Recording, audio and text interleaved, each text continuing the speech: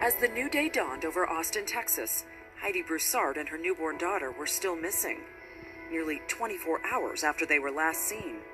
For Heidi's closest girlfriends, each passing hour was pure torture.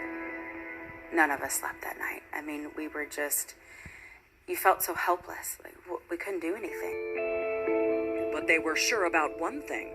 Heidi would never just leave her family without saying a word. Lifelong friend Rebecca would swear on it. She knew she could come to me if she needed to go somewhere. She wouldn't have left and not come to me.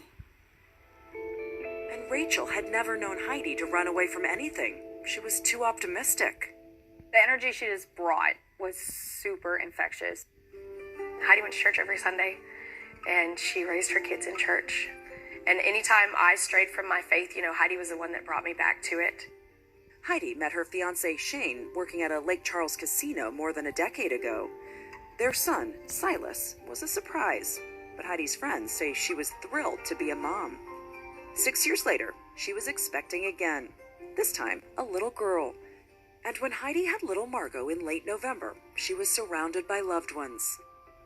One of her close friends, Megan, drove from Houston for the special occasion.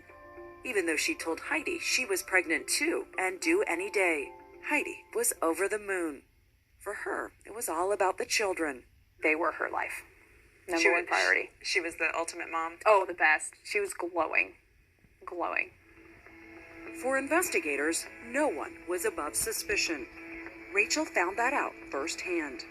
I personally got interrogated for 2 hours. Really? I mean, did you feel like it was an interrogation? He asked me hard questions, and I was honest the whole time. Did any of the questions get to the point where it was like, did you do this? Or were you feeling like they were trying to get that out of you? He asked me if I would ever hurt Heidi, and I said, no, you don't hurt people you love.